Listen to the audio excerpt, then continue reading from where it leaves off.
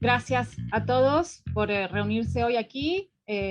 Buenas tardes, desde Filadelfia les estoy hablando. Mi nombre es Ana Ortigosa y voy a empezar a dar una introducción a este ciclo de entrevistas, que es un poco la continuidad de un conversatorio que tuvimos en abril en colaboración de 3 entidades: Equidad para la Infancia, la Fundación Arcor y Salud Urbana en América Latina, un proyecto que se dedica a hacer salud urbana en ciudades de Latinoamérica y con un foco en un grupo particular de mujeres y niños.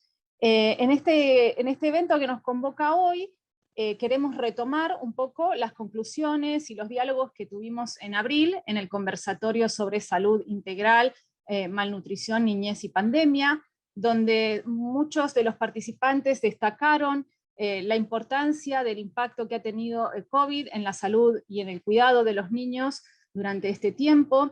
Y un poco la idea de esta serie de entrevistas va a ser poder focalizar o poner acento en algunas de las cuestiones que se trataron en esa conversación, en ese diálogo más plural.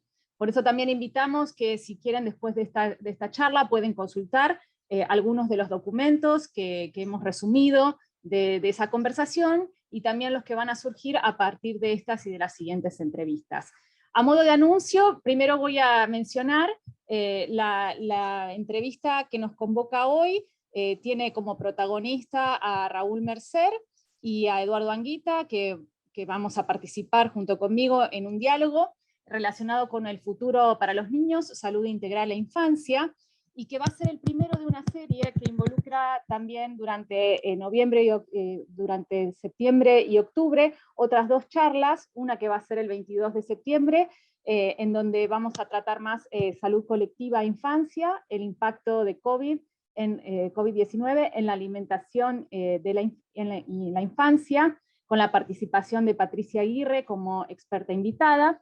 Y el 6 de octubre, el ciclo denominado, o la serie denominada Epidemiología, la niñez después de la pandemia, en donde Naomar Almeida Filo va a contribuir con aportes desde la epidemiología y desde marcos más conceptuales sobre la infancia.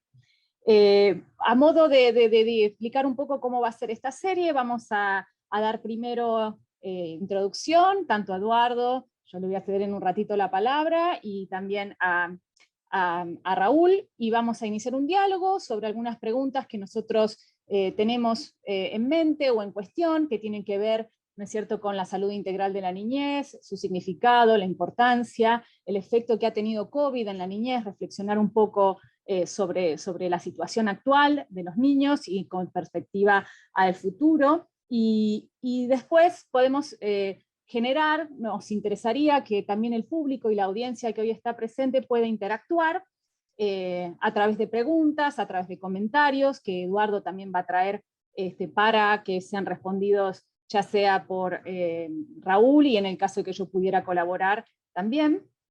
Y desde ya que invitamos a que este diálogo y esta reflexión pueda seguir más allá de esta entrevista y de esta oportunidad de diálogo en vivo en las diversas plataformas donde vamos a compartir esta sesión, que va a ser grabada.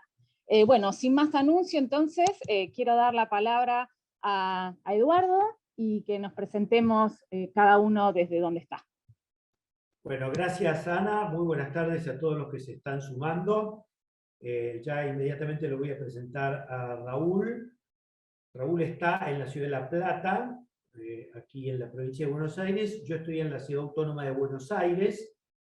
Y lo que les quiero comentar simplemente respecto de por qué participo yo es, por un lado, por la posibilidad de haber trabajado mucho con Alberto Minujín, de Equidad para la Infancia, y porque también durante muchos años estuve involucrado en el tema niñez a través de una pequeña ONG que lleva el nombre de mi madre desaparecida, Matilde Vara, y que eso sirvió para que muchísimos chicos que tenían situaciones judicializadas, tenían conflicto con la ley penal, tuvieran no solamente un hogar de acogida, sino también un seguimiento de sus vínculos con sus familiares y sus lugares de pertenencia, especialmente los centros educativos.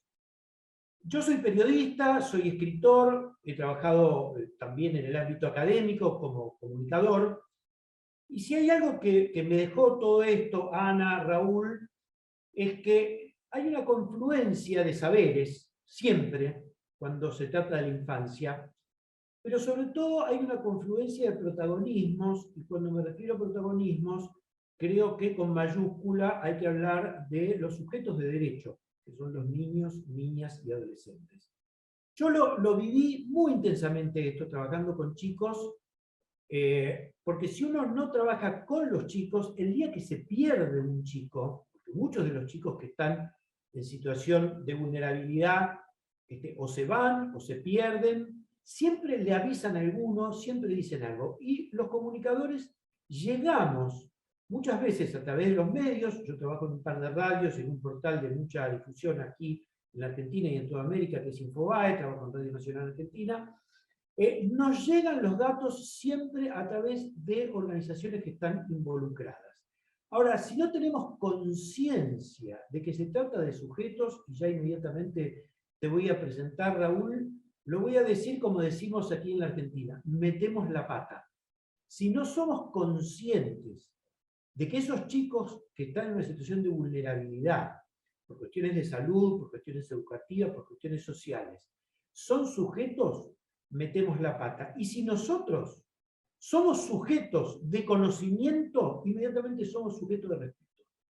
Esto es todo lo que yo quería decirles. Yo pongo mucha pasión en este tipo de tareas de comunicación y espero que todos quienes nos acompañan sepan que ponerse como sujeto es poner la subjetividad en juego, es decir, aquellas cosas que nos emocionan, aquellas cosas que nos disgustan y aquellas cosas que nos enamoran. Dicho esto, y dándole la palabra a Raúl, y como esto es un diálogo horizontal, todos tienen en un botón, en preguntas y respuestas, en Q&A, de acuerdo a cómo tengan configurada su pantalla, tienen la posibilidad de formular sus preguntas, sus apreciaciones, y esto va a formar parte de esta hora de conversatorio que tenemos. Raúl, sabés que te tengo un particular aprecio, no en el orden futbolístico, pero sí como profesional de la medicina y sobre todo porque vos sos parte de lo que llamamos medicina social. Adelante. Bueno, Eduardo, quiero agradecer tus palabras introductorias que además han facilitado un poco la entrada en tema, porque has hecho mención a ciertas cuestiones que nos movilizan como profesionales, como ciudadanos, como es el tema de la niñez, como es el tema de los derechos, como es el hecho de nuestras propias historias de vida y familiares a las que hiciste referencia. O sea que para ponernos yo diría, en contexto, entender que la cuestión de la niñez particularmente no nos es ajena. O sea que todo lo que acontece y todo lo que hace a la niñez de alguna manera nos va interpelando, porque obviamente la niñez es un colectivo que quizá no es reconocido en su dimensionalidad y particularmente en este momento, y por otro lado, por el hecho que todos fuimos niños y niñas, y esto es un elemento que quiero destacar en cuanto a tratar de rescatar el niño o la niña que llevamos adentro, que por algún motivo, me gustaría que lo debatamos hoy, ¿por qué esta figura de la niñez y estas características propias de la niñez se van volatilizando con el correr de los años? Y yo en esto simplemente pensemos, abrimos los ojos, y cuando pensamos en chicos y chicas, pensamos en la incredulidad, en la fantasía, en la posibilidad de jugar, de comunicarse, de mirarse a los ojos sin doble mensaje, de no mentir, de no corromper la realidad, de no ser violentos ni violentas. O sea que hay ciertas características propias de la niñez en cuanto a su capacidad de socialización progresiva, que por algún motivo la sociedad adulta, me incluyo, la vamos perdiendo y estamos generando este tipo de sociedades que no tienen en consideración estos aspectos y estos valores que son propios de la niñez.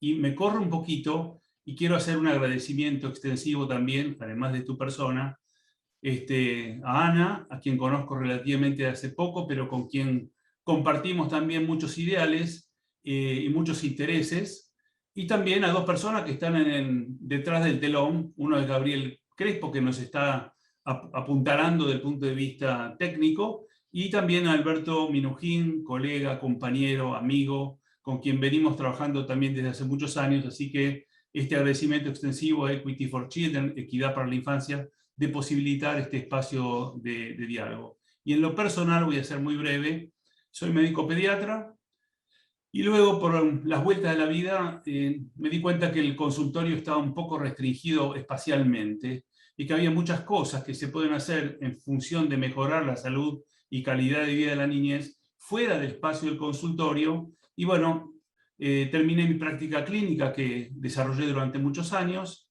Me mudé con mi familia a formarme en el extranjero y luego me reinserté en el país en proyectos vinculados con la salud de la niñez, pero con un enfoque más de tipo poblacional, comunitario, de salud pública, ¿no? Cuando uno habla de salud pública, está haciendo referencia a salud poblacional, no salud del sector público o de gobierno del Estado, es de toda la población. Así que mi lugar de trabajo es FLACSO, que es la Facultad Latinoamericana de Ciencias Sociales, y desde allí coordino un programa de ciencias sociales y salud con enfoque en temas de la niñez, de la adolescencia, de la mujer. Así que con esto un poco doy un pequeño paneo sobre mi perfil y mi campo de acción.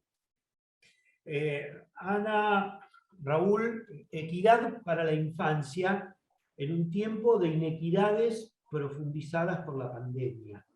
Digo esto para que ustedes también puedan retomar el hilo de la conversación respecto de que cualquiera que mire la pirámide poblacional en los países latinoamericanos, pero creo que esto es extensivo a muchísimas otras regiones del mundo, vemos cada vez más población urbana, cada vez más niños y niñas en hogares humildes, y les pregunto, ¿cómo pegó la pandemia habida cuenta de que los problemas de inequidad educativa, de salud y de tecnologías que hoy son carriles indispensables para transitar este periodo, se nos hacen fundamentales? Así que bueno, con estos disparadores, me gustaría, Raúl, Ana, escucharlos a ustedes.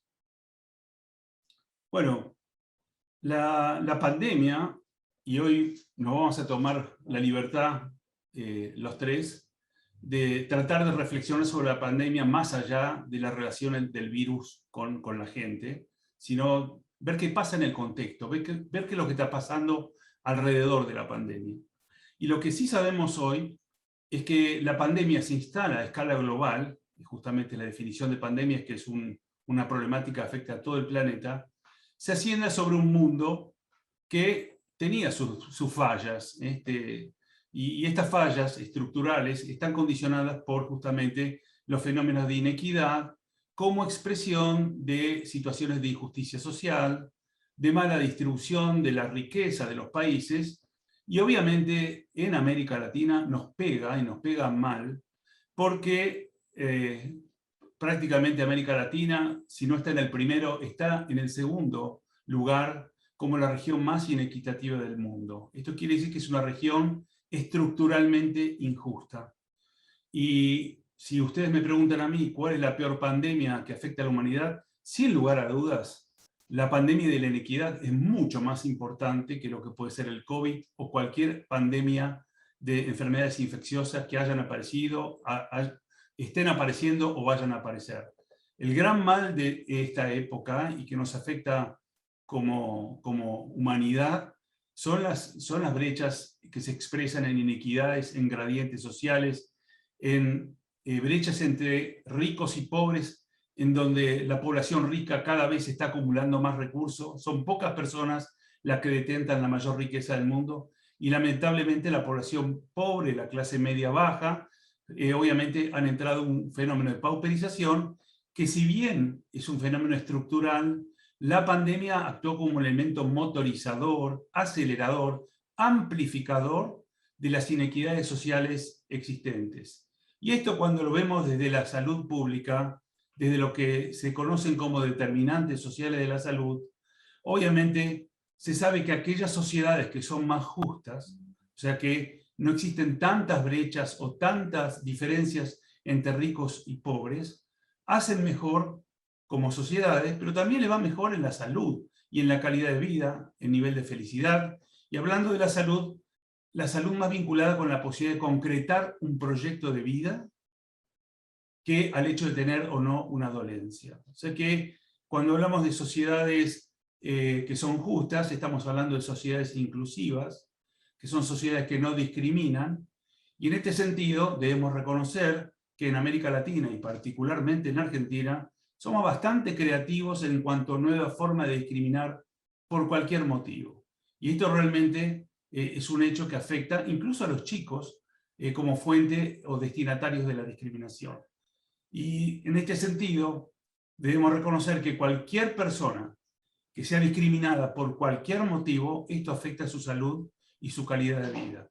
Y esto lo habremos experimentado también en nuestras vidas.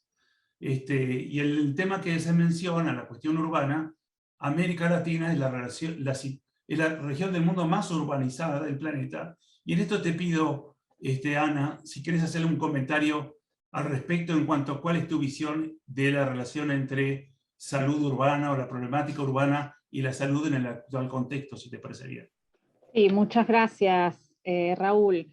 Bueno, yo quería decir que también soy pediatra, un poco un recorrido similar al de Raúl, solo que luego me formé en epidemiología y busco también, ¿no es cierto?, entender determinantes de la salud, pero desde una perspectiva de poblaciones en ciudades. Trabajo en el proyecto de Salurval y más que nada nos focalizamos en ver cómo aspectos de las ciudades, tanto sea del ambiente construido, del ambiente social, del ambiente natural, de todo lo que tiene que ver con la degradación de nuestro ambiente natural, pueden impactar en los niños, ¿no? Y hay tantas lecturas que se puede hacer sobre esta pandemia que solamente me gustaría remarcar 3 o 4 puntos. Antes de seguir, me piden que diga que por favor la gente de la audiencia, si quiere presentarse y compartir de dónde están, decir un poco también su trayectoria dentro del chat, que están invitados a hacerlos, eso también va a quedar grabado. Respecto a lo que nosotros vemos desde la perspectiva de salud urbana, es claro que hay ciertos factores que tienen que ver con el espacio público de las ciudades que están impactando o que están, digamos, en correlación o en intersección con COVID, ¿no es cierto? Sobre todo en América Latina, donde las ciudades son tan densas, donde el sistema de transporte está tan sobresaturado, hay muchos factores que tienen que ver con la ciudad, cómo se distribuyen, que han favorecido la mayor transmisión en ciertas áreas más vulnerables desde las viviendas, desde la posibilidad de no asistir a trabajos o desde la calidad de trabajos que tienen.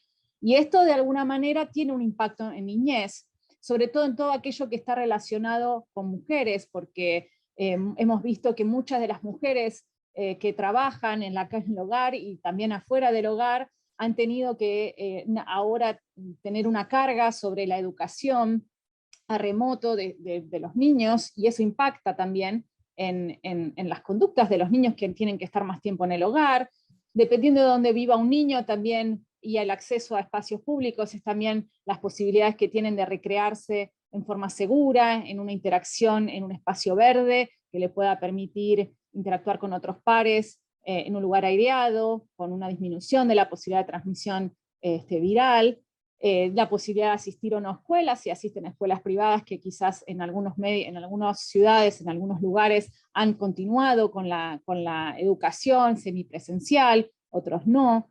Entonces se van viendo cómo, dependiendo también de donde uno viva, se va construyendo esta inequidad que Raúl marcaba, que tiene que ver con dónde, cómo vivimos, qué hacemos en donde vivimos.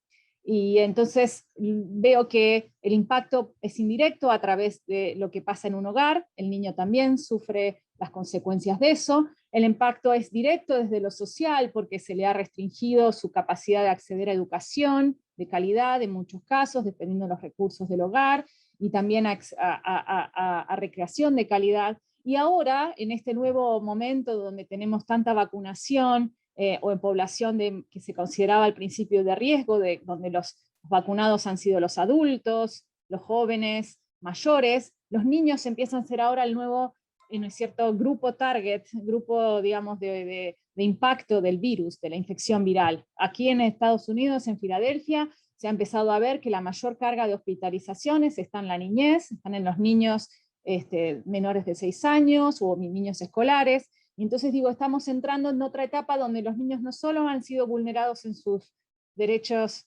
sociales, sino que ahora también tienen un impacto directo en su cuerpo y en su salud, ¿no? Y las repercusiones que esto puede tener a largo plazo. Ana, Raúl, la verdad que es un gusto poder dialogar con ustedes.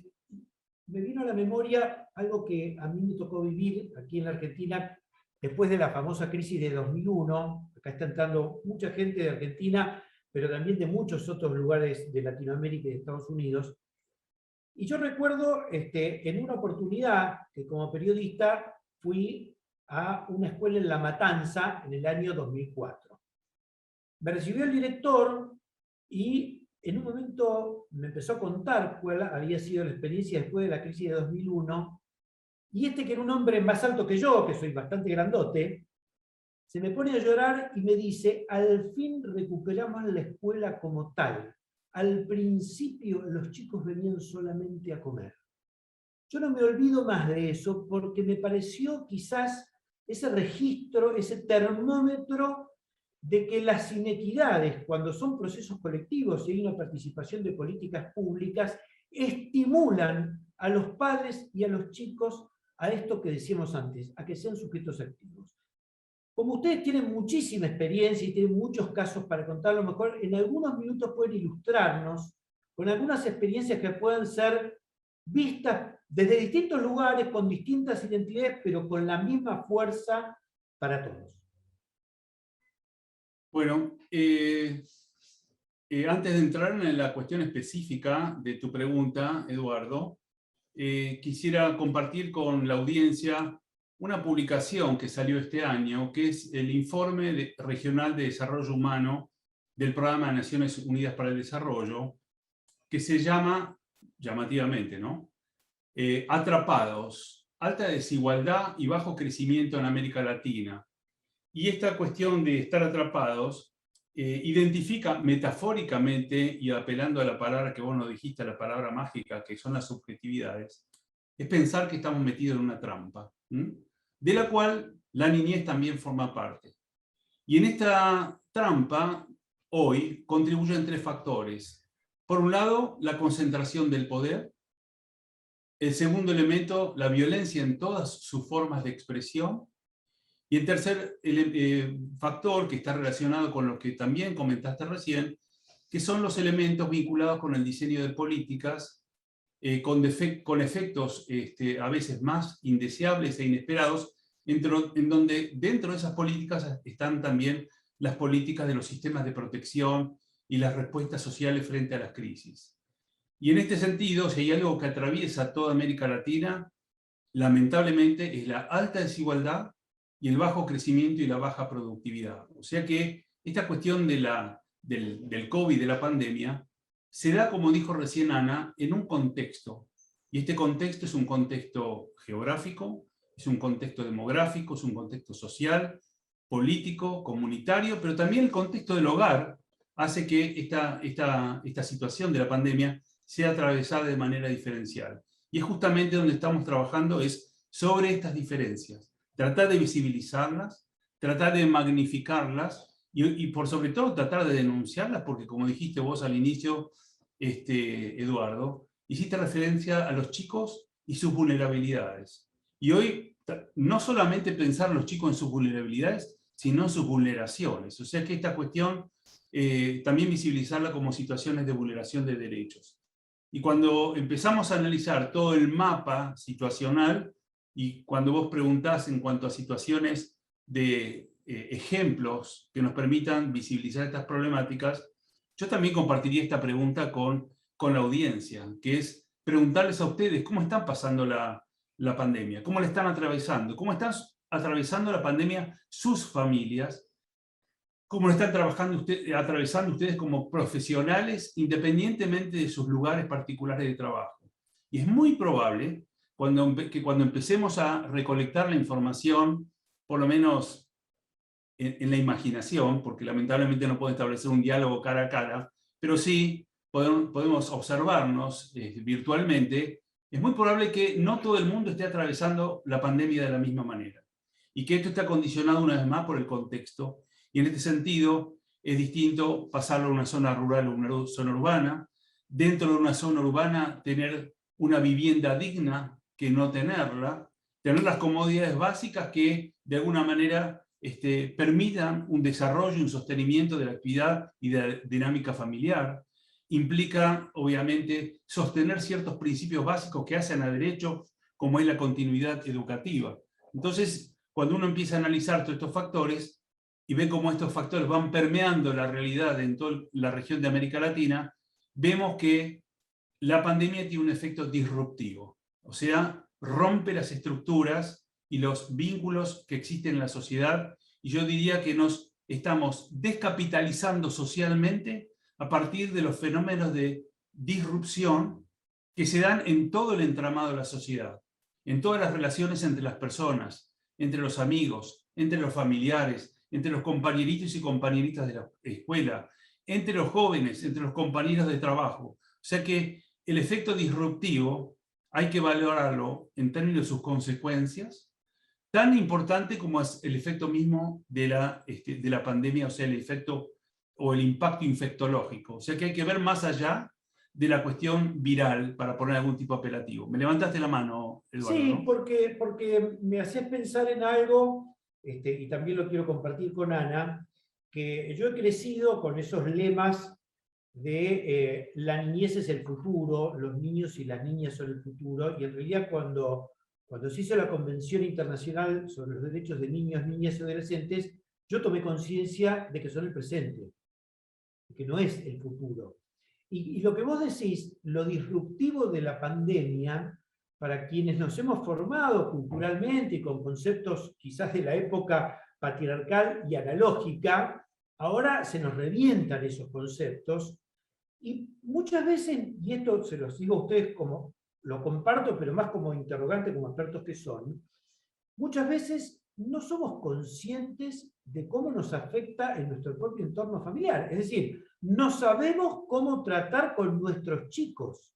No sabemos si dejarlos con una pantallita todo el día para que no molesten, no sabemos si acompañarlos en la tarea escolar, no sabemos si insistirles para que se pongan un barbijo, en fin, muchas veces esos chicos que son el presente no cuentan con los adultos en tiempo presente. Esto lo digo en parte como afirmación, pero sobre todo como un interrogante.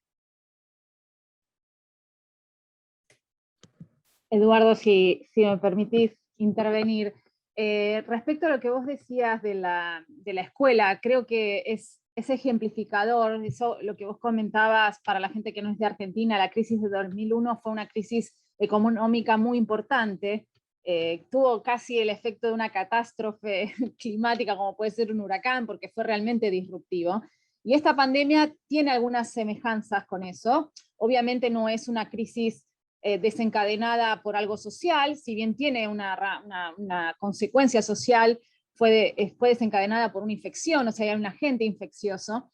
Pero esto me parece que es interesante porque trae también esta idea, vos pedías ejemplos, y bueno, yo vivo hace 7 años aquí en Filadelfia, puedo contarte algunas cosas que han pasado acá en relación a niñez, pero toda mi familia vive y soy de Rosario, y hace unos meses atrás, en febrero, cuando yo suelo ir en la medida de lo posible bastante frecuentemente, y tengo mi mamá que vive en Rosario, y bueno, todos sabrán, Rosario es una ciudad muy grande, también hay mucha inequidad, tiene un gran cordón de pobreza, de villas miserias, tanto en el centro de la ciudad como en la periferia.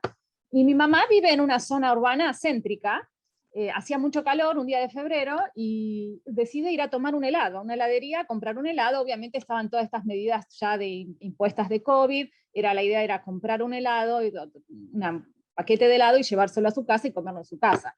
Mientras está pidiendo el helado, se acercan dos niñas de 6, 7 años, y les piden algo, le vendían algo, vendían unos, pañuelitos descartables, esas cosas. Mi mamá no es de la idea de dar dinero a los niños que piden, pero sí de dar algo, porque, bueno, a contar de que eso también es algo que hay una necesidad y que hay que cubrir. Entonces las invitó así, les compraba un helado, que probablemente iba a salir mucho más que, es cierto, que lo que podía comprar de pañuelitos. Y entonces les dice a la empleada que que está vendiendo los helados, que le paga los helados y que ellas elijan los helados que quieran. Cuando llegan, cuando ella se está retirando, ve que las niñas ahí estaban como discutiendo con la empleada, y entonces pensó que las empleadas quizás no le querían vender. Y se acerca y dice, ¿cuál es el problema? Dice, es que no entendemos, no saben qué gustos pedir, pero no sabían qué gustos pedir porque no sabían leer ni escribir.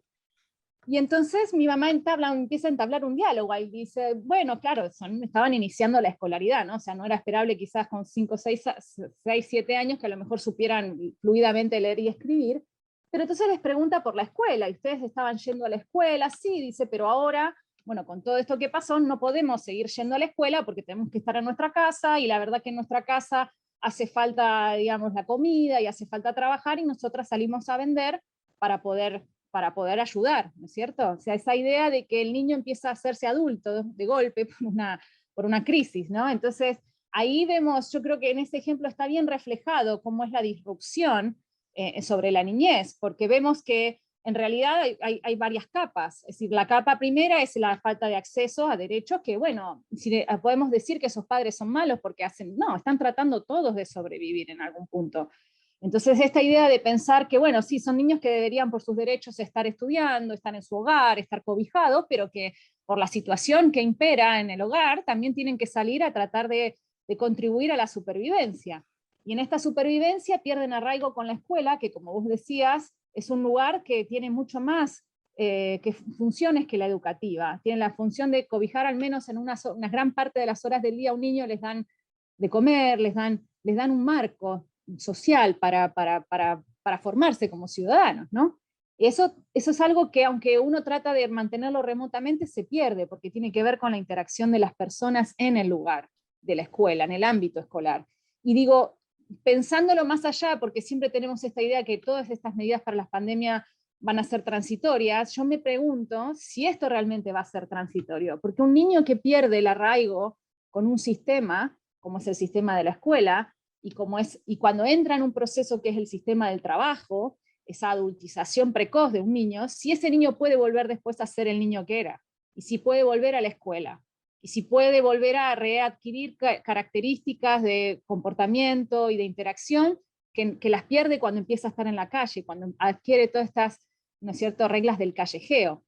Entonces, eso creo que es algo que es una dimensión, ¿no es cierto?, que por ahí se refleja en esta cuestión de un ejemplo pequeño, pero que puede estar, ¿no es cierto?, mostrando algunas dimensiones más amplias, ¿no? Raúl. Bueno, da mucho para reflexionar, y si uno tuviera que pensar en situaciones concretas que se fueron dando a lo largo de la pandemia, una de las cosas que me viene a la mente es qué lugar ocupa la niñez en la pandemia, y por lo que uno pudo ver desde una lectura muy particular, que es la lectura desde la pediatría social, que es una visión en donde tratamos de abordar la salud de la niñez desde una lógica de determinantes sociales, desde una lógica de los derechos, del ejercicio de la ciudadanía y de la equidad. Un poco la visión que tenemos, y hablo en carácter plural, es que la niñez ha estado, y yo diría aún persiste, invisibilizada o está ausente de las prioridades, tanto en materia discursiva, de quienes deciden, de la política, y cuando hablo de la política no solamente es la retórica política, sino en visibilizarla en cuanto a acciones concretas destinadas a la niñez, asignación de partidas presupuestarias, etcétera, etcétera. Y en este ir y venir, desde nuestro equipo de trabajo en Flaxo hemos analizado la contribución de los medios en cuanto a construir una identidad de la niñez, y esta identidad va de la mano justamente de ver de qué manera ese colectivo social va asumiendo una forma, un estereotipo, una construcción ligada muchas veces al interés que tenemos los adultos en visibilizar a la niñez. Y en esto vemos una especie de juego pendular de una niñez invisibilizada. Acá en Argentina hablamos de ninguneada, o sea, como que directamente no se habla o no existe, o por el contrario, en otro extremo, la niñez como una amenaza. Incluso en el habla inglesa se habla de weaponization. Weapon es un arma, y es ver a los chicos y chicas como si fuera un arma un elemento peligroso para la sociedad. Y ustedes recordarán que en los inicios de la pandemia era peligroso llevar a los chicos a la calle. No era peligroso llevar a las mascotas, pero sí a los chicos como amenaza.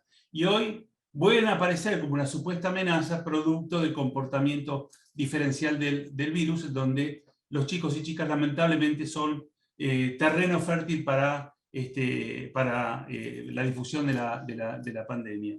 Y en este sentido, entender que el movimiento de la pandemia se da en un contexto de inequidad, en un contexto de amenaza global producto del cambio climático. Acá en Argentina están, para los que no son de este país, están pasando cosas inimaginables. Se nos está secando quizá el río más importante que termina en el Río de la Plata, que es el río Paraná. Quien quiera cruzar desde la provincia de Formosa al Paraguay lo puede hacer caminando. Y también nos estamos quedando sin nieve, producto del calentamiento global, el cambio climático. Y como si esto fuera poco, están pasando otras cosas que están amenazando el contexto de la niñez en el medio de la pandemia. Y voy a tomar el tema que hiciste referencia, Eduardo, relativo al tema de los elementos digitales y el mundo digital. Cuando pensamos en el mundo digital y la pandemia, se nos viene a la cabeza, a la mente, el tema de la conectividad vinculada al sistema educativo o al hecho de tener o no tener conectividad. O sea, como que si la población se dividiera en los que tienen conectividad y los que no tienen conectividad, sin hacer juicio sobre la calidad de esa conectividad, o pensar que la conectividad puede reemplazar a los sistemas de educación formal. O sea que ya ahí empezamos en una situación de turbulencia donde vamos a ver que se dan distintas derivaciones de aquellos chicos y chicas que pueden acceder de alguna manera a actividades educativas que sabemos que nunca pueden reemplazar, y si hay gente acá del mundo de la educación, me puede dar la razón en cuanto a que obviamente esta actividad social de la educación es irreemplazable a través de los medios digitales. Pero hay otras derivaciones vinculadas con la conectividad, que es el hecho de cómo las tecnologías han desplazado a los chicos de la posibilidad de socializar, de utilizar el espacio público, de entrar a desarrollar comportamientos sedentarios, e incluso las consecuencias negativas que tienen las herramientas digitales o las tecnologías digitales sobre la salud mental y física de los chicos, que se expresan de distintas maneras. Y hay otro elemento vinculado con el mundo digital, que es el aprovechamiento del mercado en cuanto a utilizar a los chicos como objeto de mercado para la venta de productos, dentro de lo que hoy se conoce como determinantes comerciales de la salud de la niñez. O sea que el interés del mercado es tener lucro. Y en este momento es un momento muy especial porque los chicos están muy conectados. Y si están muy conectados también pueden ser destinatarios de estas estrategias penetrantes de marketing en cuanto al consumo de productos que pueden ser nocivos para la salud. Y quienes venimos del mundo de la pediatría, esto va desde los sucedáneos de la leche materna hasta el consumo de elementos ricos en sodio o en grasas no saturadas, o también en grasas saturadas, perdón, y también en el consumo o el inicio del consumo de alcohol y tabaco, cosa que hoy la pandemia muestra la realidad de que estos productos han aumentado el consumo y que como consecuencia de esta pandemia, que es una enfermedad infecciosa, trae como consecuencia, como coletazo, el aumento de otras problemáticas de salud como son las enfermedades crónicas no transmisibles, que como ustedes saben, hoy por hoy con la pandemia se están disparando tempranamente a partir del contexto que la pandemia nos está generando. No sé si más o menos soy claro con este comentario. Completamente. Ana, Raúl, les quería enfatizar, porque estoy viendo quienes están entrando, y hay muchísima gente vinculada a tareas de la educación, de escuelas, de hospitales, o sea, educación y salud. Hemos crecido con el paradigma de que la escuela es un elemento integrador e igualador. Sin embargo, en América Latina, la educación pública de gestión privada ya adquirió el nombre de educación privada. Es decir, ya nos hemos acostumbrado a quitarle lo público, que es quitarle la identidad.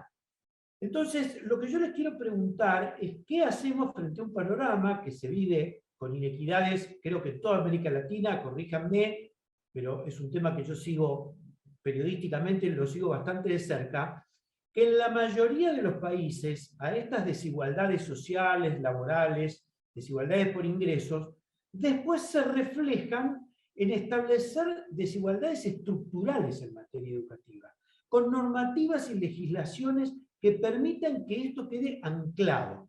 Entonces les pregunto a ustedes, porque los medios de comunicación muchas veces son una fantasía respecto de la igualdad, pero respecto de esto, ¿qué cosas están viendo ustedes que están ayudando a ese factor igualador y qué cosas son imprescindibles para que tengan en cuenta quienes participan de las políticas públicas?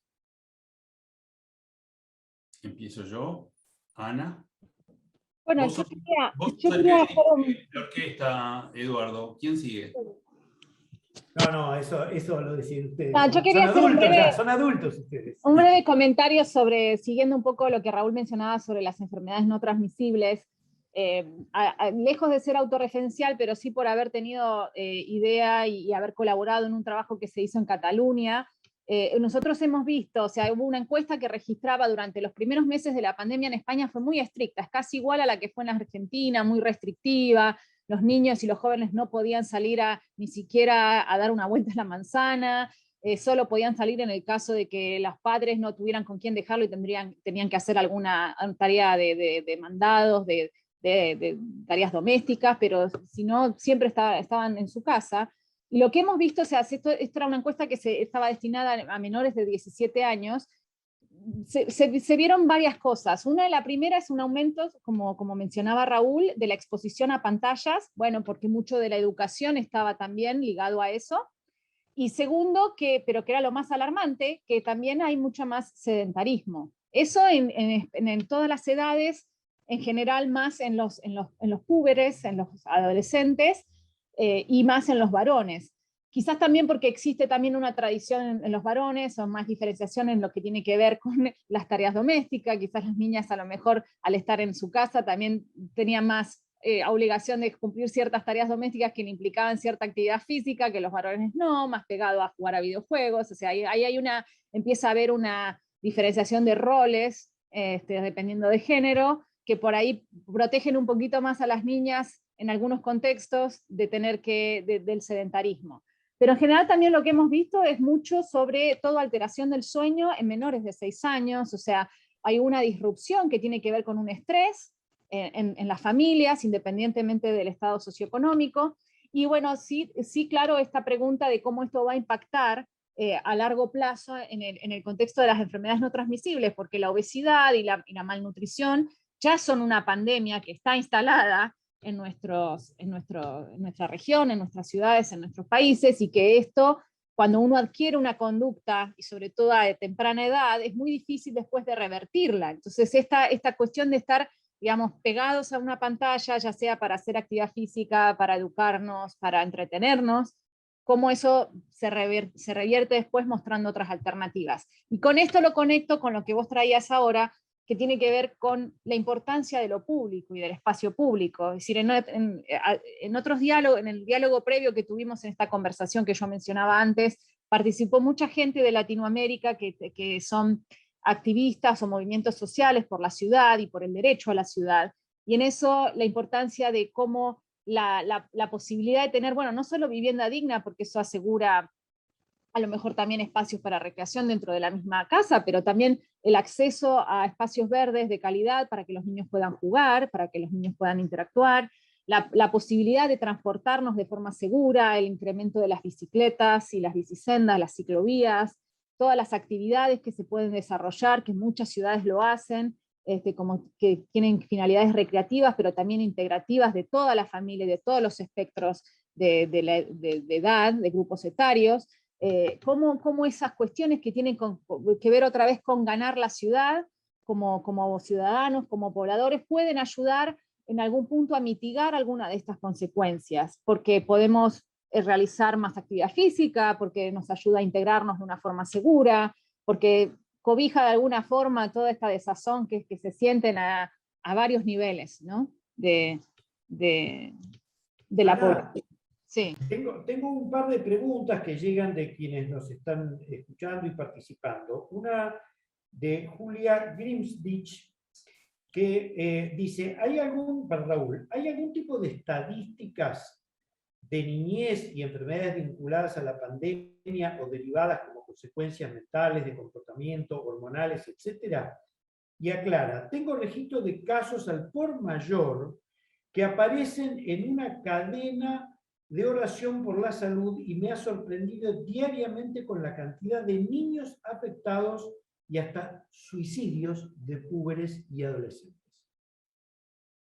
Bueno, en primer lugar, si Julia Grindich es la misma Julia Grindich que yo conozco, la he visto hace muchos años, así que si sos la misma, aprovecho para saludarte y contento por el reencuentro. Así que, si es así, celebremos el reencuentro y agradezcamos a la pandemia por esta posibilidad y después vamos a ver cómo podemos reencontrarnos nuevamente de forma más directa y actualizar nuestras vidas. Esto es que no salga de América Latina, por favor.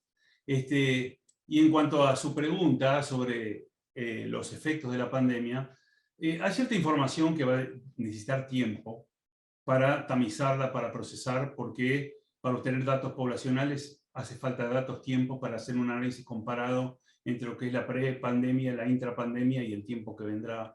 Pero sí hay investigaciones que permiten de alguna manera definir o identificar que hay ciertas problemáticas de salud como las que está mencionando Julia en cuanto a temáticas de salud mental.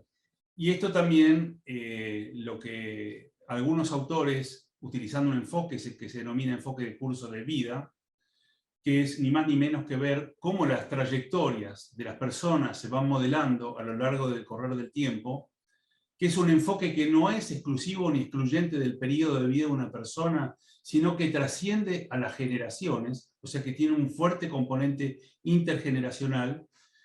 Lo que se está viendo es que obviamente hay efectos que se están aconteciendo en el ahora, y esto, como bien decís, Julia, se traduce en problemáticas de salud mental, que se traducen en problemas emocionales, en problemas de convivencia, en trastornos del sueño, y en donde podríamos decir en líneas generales es que los problemas de salud mental que acontecen a lo largo del curso de vida, una vez más, en general, la pandemia actúa como un elemento amplificador, o sea, se nota un registro. Lo mismo vale para el tema de las situaciones de violencia y de la violencia en la infancia, en donde lo que se ha visto, utilizando fuentes indirectas, que los fenómenos de violencia, fundamentalmente por exposición a situaciones de violencia intrafamiliar o por ser víctimas de violencia en el ámbito del hogar, esto también se han visualizado. Pero insisto, hay mucha investigación en estos campos. Yo les puedo transmitir, por ejemplo, cuáles son nuestros campos de interés del mundo de la pediatría social, pero estas respuestas también no se ven las mismas tipos de respuestas en cuanto a las problemáticas de salud, una vez más, de acuerdo a los contextos. En aquellos países de altos ingresos, ciertas problemáticas vinculadas con la salud materna, la salud perinatal, la salud infantil, muestra datos que son heterogéneos con respecto a lo que observamos en América Latina.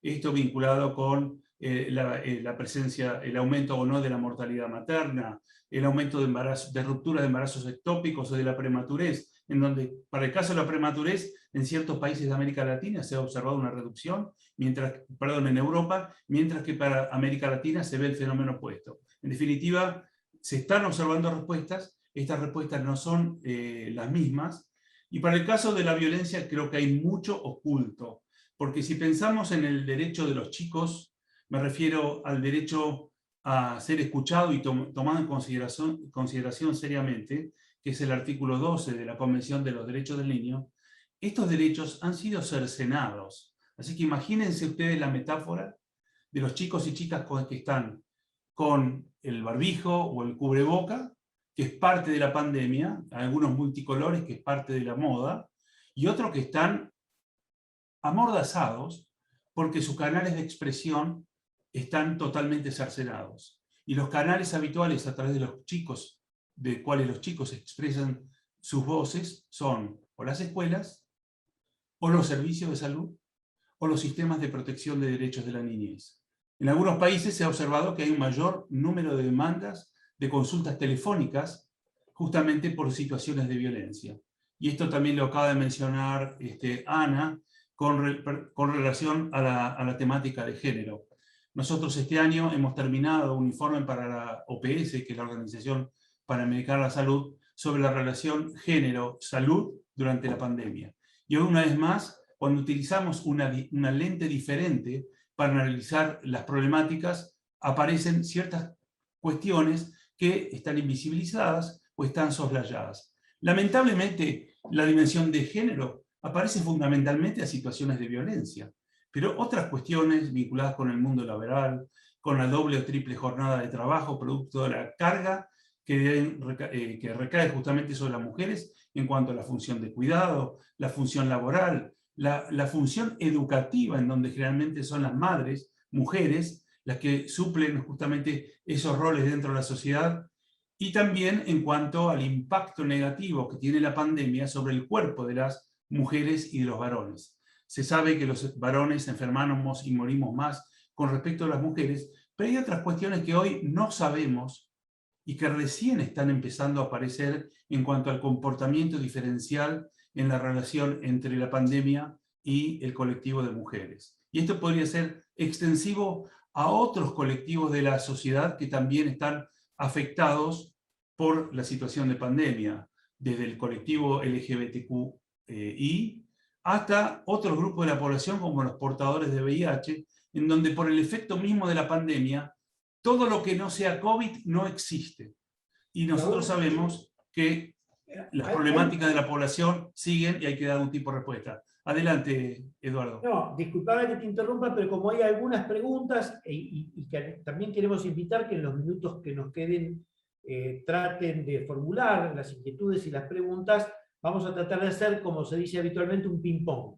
Te voy a transmitir una pregunta de Carlos Zulkin, que dice, desde la perspectiva de ustedes, o sea que también, Ana, sería bueno escucharte, ¿en qué medida entienden que la presencialidad en la escuela es un riesgo concreto respecto a los contagios en niños y niñas? Ana, Raúl, los escuchamos. ¿Querés empezar, Ana? Bueno, creo que es muy difícil dar una respuesta contundente y rotunda para todos, ¿no? Porque creo que eso también depende mucho las cuestiones edilicias de las escuelas, la cantidad de alumnos que hay por aula. Es decir, hay una cuestión de evaluar el ambiente que es importante. Yo no soy educadora y no sé bien cuánto esto... Sí tengo nociones de cómo han sido las transiciones de semipresencialidad porque tengo sobrinos y porque tengo hijos de amigos que han, ¿cierto? Me han contado de que van un día, 3 días. Yo no sé si esa forma de presencialidad es una forma que permite mantener y reconstruir. Creo que es mejor que estar aislado, pero no sé cuánto eso puede sostener interacciones de calidad y de largo plazo, ¿no? Pero al margen de eso, la cuestión que tiene que ver con cuán riesgoso en términos de medir riesgos es estar en las escuelas, y es mucho contextual, porque acá por lo menos en Estados Unidos se ha establecido un gran debate. Los niños están empezando a ir a las escuelas, hay un debate de si los niños deben usar o no máscaras, y en realidad hay muchos movimientos de padres que apoyan que los niños usen máscaras y otros que no. Muchísimas argumentaciones en función de a favor y en contra, de que bueno, si un niño usa una máscara no puede comunicarse bien, hay una cosa que interfiere, pero también la máscara es un elemento protector, no solo para el niño, sino para cuando el niño vuelve al hogar, y es potencial, digamos, transmisor de virus a otros integrantes de la familia. Se ha establecido también una cuestión de determinar los sistemas de ventilación de las escuelas para decir, bueno, en un lugar donde hay una ventilación continua, en el potencial caso que hubiera virus, ese virus sería menos probable que se pudiera transmitir, o sea, habría más volatilización, más dispersión, y más ventilación y menos posibilidad de transmisión. Es decir, es muy relativo garantizar, está tan soslayado, está tan intersectado con lo que tiene que ver con las inequidades. Es posible que en algunas escuelas donde las capacidades edilicias, donde la cantidad de alumnos por profesor son apropiadas, eso puede permitir que se pueda establecer cierta presencialidad, y en otras escuelas donde las cuestiones estructurales y funcionales de las escuelas no lo permitan, o lo permitan a medias tintas, digamos. Es muy difícil poder hacer una norma que cubra y que sea igual para todos, desde mi punto de vista, ¿no? Gracias, Ana. Raúl. Bueno, yo en esto voy a sumarme también a lo que dice Ana, con un comentario adicional en cuanto al valor y el significado efímero que pueden tener las opiniones que estamos dando, porque tenemos que reconocer, todos y todas quienes estamos aquí, que estamos aprendiendo a vivir en pandemia y que estas realidades van cambiando día a día. Una de ellas tiene que ver justamente con la reinserción o el levantamiento del lockdown educativo, que como todos sabemos ha generado en los inicios de la pandemia el fenómeno más migratorio forzado más importante de la historia de la humanidad. 1.800 millones de chicos han tenido que emigrar desde el ambiente natural, que es la escuela, a otros ambientes, entre ellos sus hogares u otros lugares que los podían contener. O sea que estamos frente a una situación totalmente, yo diría, inesperada, sorpresiva, sobre la cual estos cambios que se dan en el día a día son productos justamente de la relación y el comportamiento diferencial que existe entre los que hablamos desde el punto de vista epidemiológico en cuanto a la relación entre la población o el huésped, el ambiente en el cual viven las personas, los contextos y los agentes que están de alguna manera atacando, en este caso particular, los virus mutantes, porque el comportamiento de este mismo agente infeccioso va cambiando en el día a día. O sea que esto, lo que podríamos decir es que desde el punto de vista de los principios, como pediatra, como defensor de los derechos de la niñez, es tratar de garantizar este derecho, porque es un derecho inherente a las personas. Que la educación es un derecho que hace a la salud, y en esto quiero destacarlo. La salud tiene poco que ver, o algo que ver, con la cuestión asistencial vinculada a lo que es la atención médica. O sea que la medicina es solamente una cuota aparte de la generación del bien salud. Dicho en otras palabras, si uno tuviera una torta llamada salud y tuviera que definir en cuánto contribuimos los médicos, las clínicas, los sanatorios, las ambulancias, los consultorios odontológicos, las farmacias, toda la parafernalia médica, contribuimos en un humilde 10 a 15% en cuanto a generar el bien salud. Sí, duele. O sea, a mí como médico obviamente me golpeó la autoestima porque en algún momento pensaba que los médicos éramos responsables en cuanto a garantizar la salud de la población. Y hoy sabemos que esto no es así. O sea que educar hacia la salud. Tener un espacio recreativo y de socialización hacia la salud. Tener la posibilidad de ser escuchado hacia la salud. Tener una familia hacia la salud. O sea que la salud depende de múltiples factores que van más allá del sector médico asistencial. Y si ustedes preguntan a ustedes, los pediatras sociales, ¿qué tema les interesa vinculado con la situación particular de la niñez y la pandemia? Cuando me refiero a la niñez, me refiero a la niñez y la adolescencia. Bueno, este es un grupo que si bien no es muy numeroso, que estamos distribuidos en todo el mundo, los temas que nos interesan son, por un lado, las voces de los chicos, o sea, garantizar de que todos los chicos sean escuchados y tomados en consideración. Nos interesa la situación de los chicos y chicas con discapacidad, atendiendo que, además de la invisibilización propia de la niñez, se le suma la invisibilización asociada a la discapacidad que por distintos motivos hacen que los chicos con discapacidades no puedan estar incluidos socialmente al igual que los que no tienen discapacidad. Nos interesa el tema de las vacunaciones, no la del COVID. Las vacunaciones del calendario habitual, en donde lo que se ha visto a escala global es una caída entre el 30 al 40% en las coberturas de vacunación, que aumenta la susceptibilidad para enfermedades que son prevenibles por vacuna. Nos interesa el tema de las políticas, fundamentalmente aquellas vinculadas con la respuesta de los estados pensando en la niñez. Todo lo que les estoy diciendo ha sido motivo para generar investigaciones que hoy se han traducido en más de 70 publicaciones a escala global, que incluso podríamos facilitarles para que puedan acceder. Nos interesa el impacto psicológico sobre los chicos, chicas y sus padres. Algunos obviamente tiene interés en las cuestiones clínicas, pero no solamente en la cuestión clínica asistencial, sino lo clínico con lo social, en cuanto a ver qué pasa con los chicos que han padecido el COVID y cuál es su devenir futuro una vez que se reinsertan en su medio familiar. Y el último punto, que es un tema de investigación y de análisis por nuestro grupo, tiene que ver con algo que mencionamos hoy, que es la violencia. Y que lamentablemente las inequidades son factor generador de violencia. Y la violencia también es un factor generador de inequidades, un poco alimentando esta trampa en la cual estamos metidos en la región y a la cual nos referimos al inicio de esta charla. Adelante, Eduardo. Raúl, Ana, les voy a transmitir una última pregunta, que además me parece sumamente interesante y daría para seguir mucho tiempo, del que no disponemos. Esta pregunta la hace Yanis y dice: ¿es mejor empoderar a los individuos? Por ejemplo, gastar dinero directamente a las familias para usarlo de una manera óptima para sus niños, ¿o es mejor hacer programas de gobierno que sufren de corrupción y malos resultados? Voy a hacer una muy mínima consideración, porque aquí en la Argentina se llevan a cabo dos tipos de políticas. Una son las políticas universales, que se hacen de acuerdo a la asignación de recursos por la condición social, no solamente por ingreso familiar, sino por una serie de variables. La política universal, que acá tuvo muchísimo más efecto y que sigue vigente, es la asignación universal por hijo, que lleva hace ya muchísimos años.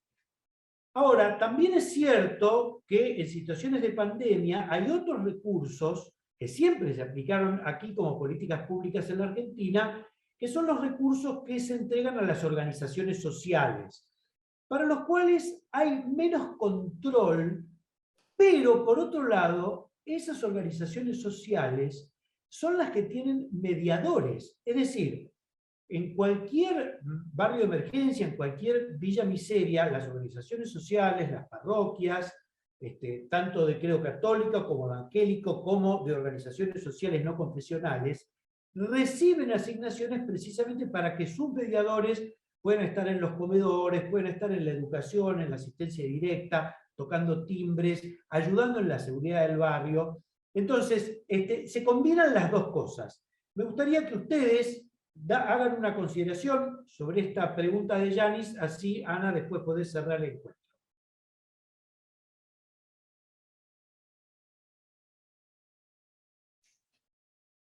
Es un silencio activo.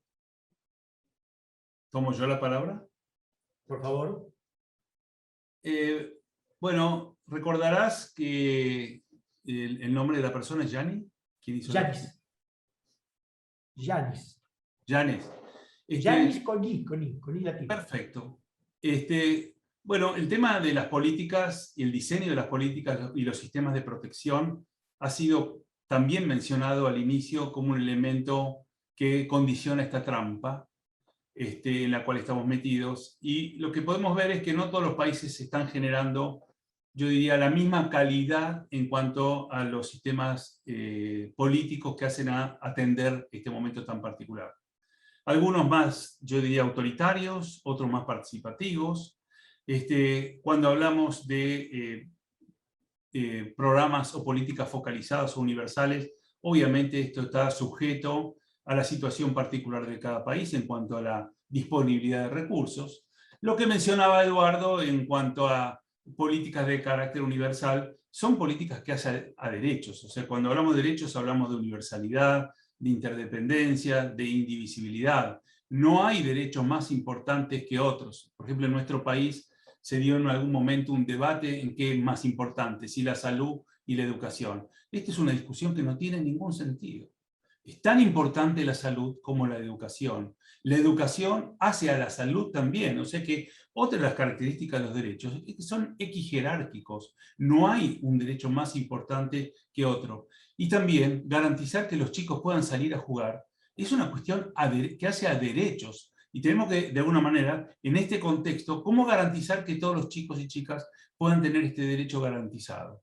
Eso no excluye que ante situaciones de carencia o falta de recursos o la necesidad de focalizar algún tipo de acciones o políticas, haya mecanismos de progresividad en cuanto a asignar prioridades y obviamente atender y entender a quienes más lo necesitan en cuanto a grupos vulnerables por su condición socioeconómica, por su condición de salud, hoy estamos hablando de vulnerabilidades o comorbilidades, o por su edad, obviamente las personas adultas mayores tienen una vulnerabilidad distinta con respecto a las más jóvenes, o sea que en esto obviamente son los estados quienes deciden la mejor forma de asignar recursos. Ahora bien, y volviendo a tu palabra y tu pregunta del millón, que es el tema del empoderamiento, creo que fue esta palabra a utilizar.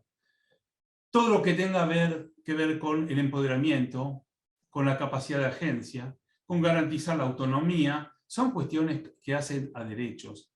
Y obviamente si tenemos que pensar en alguna puerta de salida, algunos hablan de la lucecita en el fondo del túnel, algunos otros están buscando el túnel porque ni encuentran el túnel, es pensar que si existe alguna salida, hay unas pequeñas llaves que nos podrían orientar en cuanto a pensar este futuro. Si dijimos hoy que los mecanismos de disrupción social han generado consecuencias que han atentado justamente con la supervivencia de las sociedades, todo lo que haga a recomponer este tejido destruido por el efecto de la pandemia va a contribuir, y esto hay que pensarlo a nivel comunitario, en generar mecanismos de cohesión social y de participación. Todo lo que tenga que ver con la promoción de la resiliencia social, que es un concepto un tanto complejo de entender.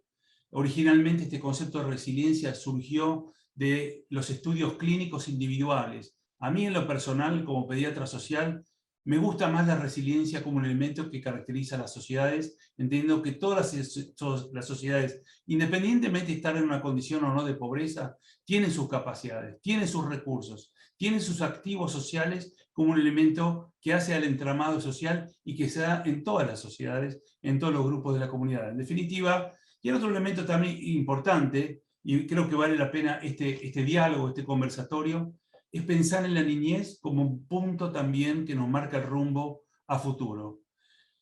Eduardo dijo al inicio de que siempre pensamos a la niñez como un valor a futuro, y hoy la niñez es hoy, y esto no es un invento mío, lo dijo Gabriela Mistral, Premio Nobel de Literatura chilena, o sea que la niñez está esperando una respuesta de la sociedad hoy, de la población adulta hoy, de la clase política hoy, y en esto quienes estamos aquí presentes, quizá uno de los mandatos sea ver justamente cómo lograr una mayor resonancia, una mayor movilización social, pensando que supuestamente nadie en la sociedad debe estar en contra de los chicos y chicas de nuestros países.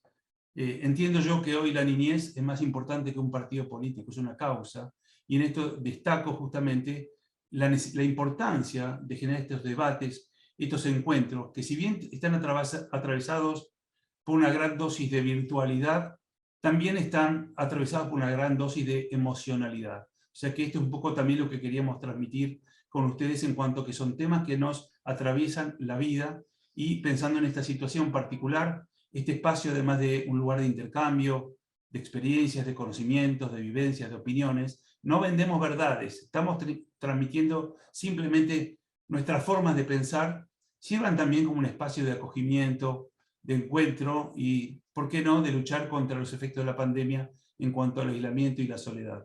Paso el micrófono. Ana, vos vas a cerrar, pero 30 segundos quiero decir algo. No es solamente quienes hablamos, sino quienes están dispuestos a escuchar. Y muchas veces los adultos no estamos dispuestos a escuchar las voces de estos chicos que nos están indicando que son el presente. Eso quería decirlo porque aquí, evidentemente, esto nos moviliza en términos de cómo entrelazar conocimientos, trabajos, pero también tenemos que entrelazar la escucha. Así que muchísimas gracias, Raúl y Ana, por haber podido escucharlos. Así que bueno, para vos el cierre. Gracias, Eduardo, y también muchas gracias a Raúl por su contribución.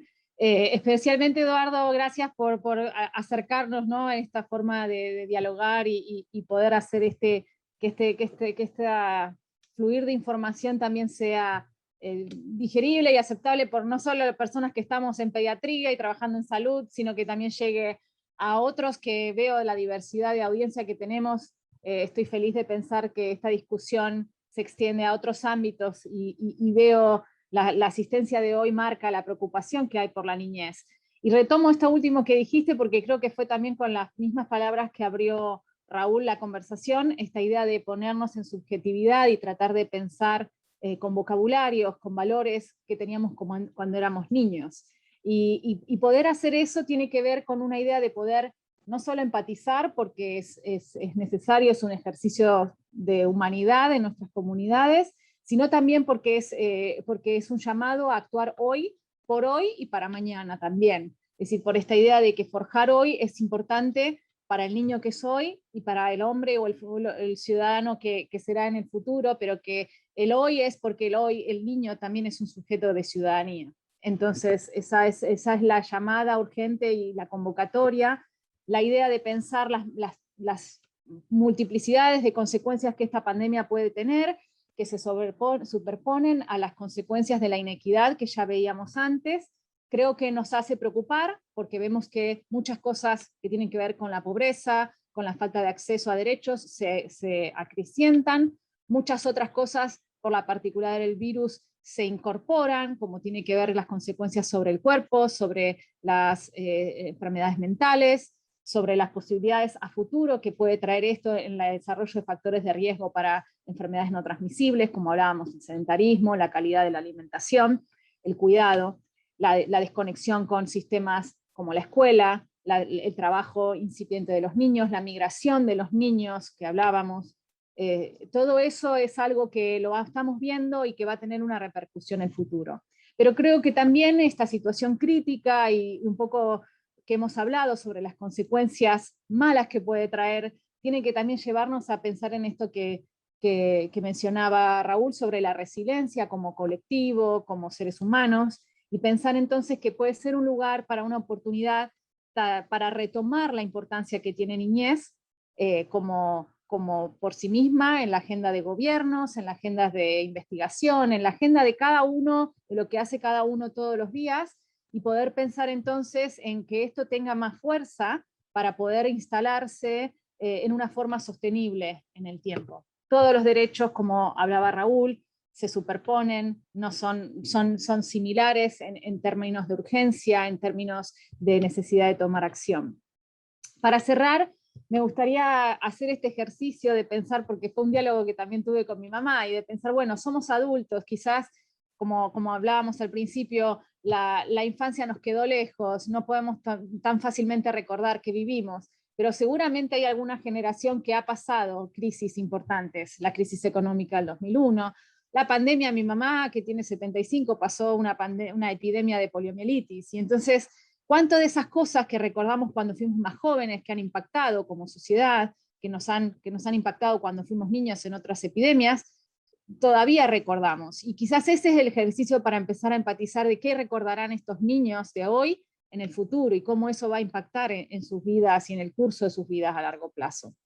Entonces, agradezco y me gustaría que esta conversación no termine hoy, que podamos seguir trabajando con esta comunidad que se está creando hoy en el intercambio que estoy viendo en el chat, en las preguntas que han hecho, que podamos seguir manteniendo este diálogo, esta reflexión por otros medios, por otras plataformas, y bueno, que también la podamos ligar y continuar con las próximas entrevistas que vamos a tener, como mencionaba antes, el 22 de septiembre, más enfocado en nutrición, y el 6 de octubre va a ser más relacionada sobre qué va a pasar después en términos de políticas y marcos en relación a la infancia.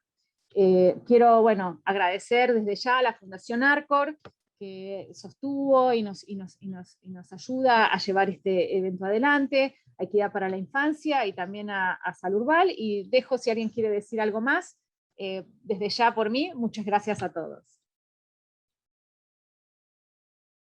Yo simplemente aprovechar estos minutos para despedirme, no despedirme, decir un hasta pronto, un hasta luego, agradecerle a Eduardo por ponerle pasión a estas cuestiones, porque no son temas que sean colaterales, y que cuando hablamos de los derechos de la niñez, también reconocer que cuando hablamos de derechos no hay fronteras, o sea, que tanto nos preocupa la situación de los chicos y chicas de acá, como los de Estados Unidos, como los que están en Afganistán o en otras partes, o sea que es un tema que trasciende a las fronteras. Y estoy viendo también que hay unos mails de la gente de Chile con quien trabajo desde hace años y tengo una relación muy particular de afecto y de hermandad con ese país. Y también reconocer que lo que está pasando en Chile es importante para el resto de América Latina. La constituyente de Chile muestra también un devenir histórico en cuanto a formas de hacer y entender la política, y fundamentalmente también en reconocer el rol de la juventud como barrera o palanca de cambio de los procesos sociales. Y esto también lo vimos cuando fue el estallido en Chile en diciembre del 2019, y ver también los movimientos de jóvenes, como en América Latina, la Ola Verde, en cuanto a traccionar toda una agenda de política de salud sexual y reproductiva, o cómo toda la juventud a escala global se ha apropiado de la agenda de cambio climático, tema en el cual la población adulta lo está mirando como observador impávido, pero esto también, ver que dentro de este contexto incierto de preocupaciones, de malestares generalizados, existe obviamente una energía renovadora que atiende a repensar todas estas cuestiones que vimos en el día de hoy, entre ellas el hecho de luchar por una sociedad más justa, más inclusiva. Así que también van mis saludos, un abrazo para vos, Ana, Eduardo, Gabriel y Alberto, y seguimos este diálogo. Lo seguimos. Un abrazo, Ana, un abrazo, Raúl, un abrazo, Gabriel, un abrazo, Alberto. Gracias a todos. Hasta la próxima.